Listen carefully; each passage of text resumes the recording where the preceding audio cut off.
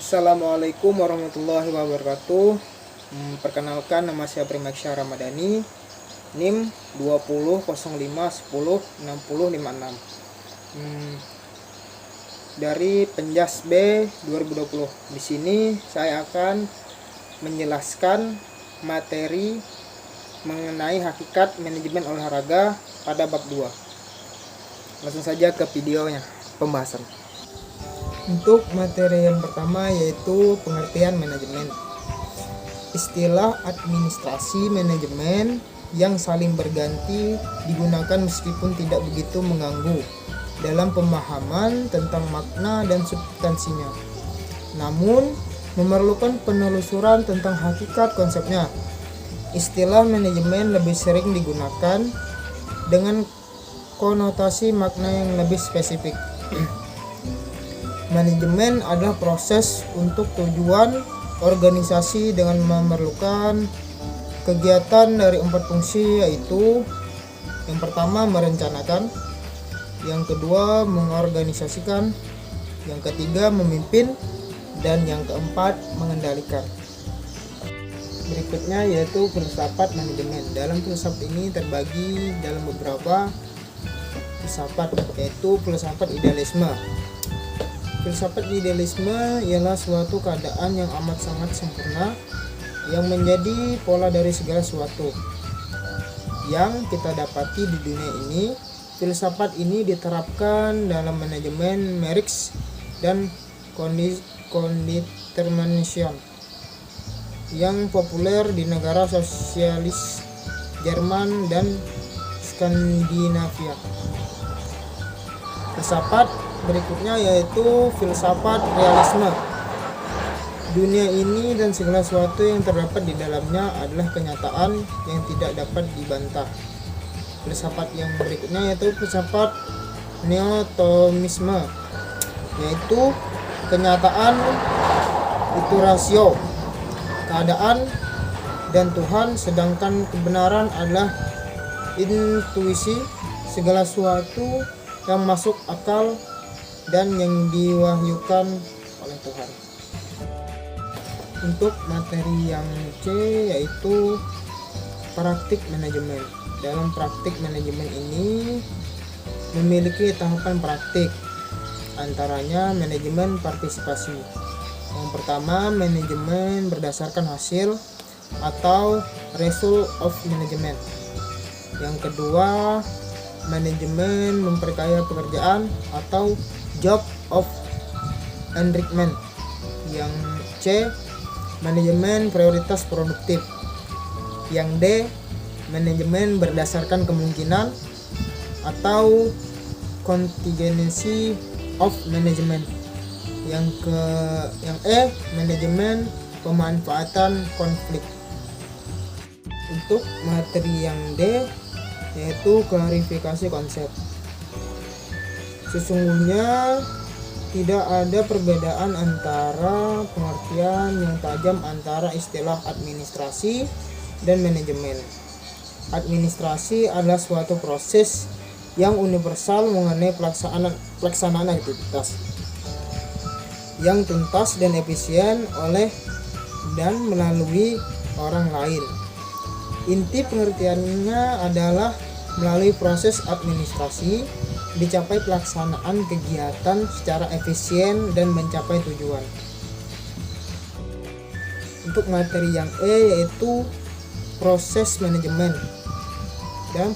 Dalam proses manajemen ini tidak lain adalah proses kelangsungan fungsi yang meliputi perencanaan, pengorganisasian, pengarahan, dan pengawasan.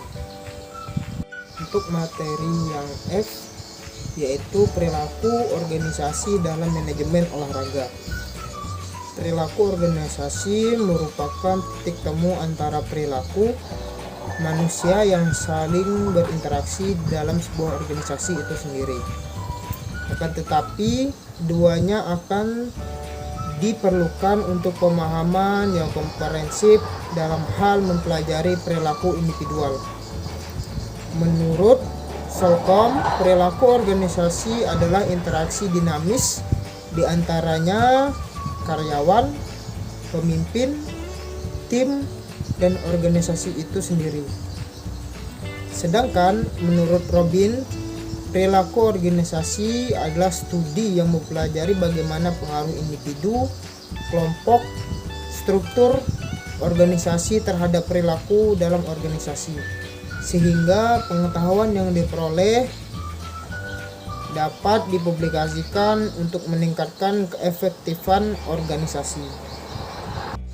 Untuk materi yang berikutnya atau materi yang G, yaitu pengaruh perilaku dalam organisasi. Individu membawa tatanan dalam organisasi berupa kemampuan, kepercayaan diri, pengharapan, kebutuhan, dan pengalaman masa lainnya. Manusia sebagai makhluk berakal merupakan makhluk yang mendapat kedudukan tertinggi. Oleh karena itu, manusia selalu menjadi motor penggerak dalam setiap kegiatan yang ada. Baik itu kegiatan untuk manusia itu sendiri sebagai individu maupun manusia sebagai makhluk sosial. Menurut Brent Ruben, perilaku mempunyai beberapa dinamis, diantaranya yang pertama fisik. Fisik dapat diamati, digambarkan, dan dicatat baik. Yang B yaitu frekuensi, durasi, dan intensitasnya. Yang C, ruang suatu perilaku mempunyai dampak. Dan D, kepada lingkungan atau fisik maupun sosial di mana perilaku itu terjadi. Untuk berikutnya yaitu E, waktu. Suatu perilaku mempunyai kaitan dengan masa lampau atau masa yang akan datang. Yang F, perilaku diatur oleh prinsip dasar perilaku, menjelaskan bahwa ada hubungan antara perilaku manusia dengan peristiwa lingkungan. Yang G, perilaku dapat bersifat covert atau overt. Yang H, overt artinya nampak, yaitu dapat diamati dan dapat dicatat. Yang I, covert artinya tersembunyi, hanya dapat diamati oleh orang yang melakukannya. Yang J, fokus, pengubahan perilaku kepada perilaku yang dapat diamati atau perilaku overt. Untuk yang selanjutnya yaitu materi H, pengertian komunikasi dalam organisasi. Komunikasi dalam organisasi merupakan proses penyampaian informasi yang akurat dan pemahaman atas informasi dari suatu unit atau pengertian ke unit yang lainnya atau penerima. Tidak hanya vital dalam perumusan tujuan organisasi, tetapi juga merupakan peralatan dan sarana penting melalui kegiatan organisasi. Komunikasi adalah suatu usaha praktek dalam mempersatukan pendapat-pendapat atau ide-ide, persamaan pengertian dan persatuan kelompok. Aktivitas komunikasi memiliki ruang lingkup yang sangat luas, dan organisasi merupakan suatu konteks penting dalam berkomunikasi. Materi yang berikutnya yaitu materi I, fungsi komunikasi dalam organisasi. Setiap manusia mempunyai potensi untuk bertindak dalam berbagai bentuk aktivitas. Komunikasi berfungsi untuk membangkitkan motivasi bawahan, yaitu fungsi ini berjalan ketika pemimpin ingin meningkatkan kinerja bawahan. Misalnya pemimpin menjelaskan atau menginformasikan seberapa baik bawahan telah bekerja dan dengan cara bagaimana bawahan dapat meningkatkan kinerjanya. Komunikasi dalam suatu organisasi merupakan pengiriman dan penerima berbagai pesan organisasi di dalam kelompok formal maupun informal dari suatu organisasi.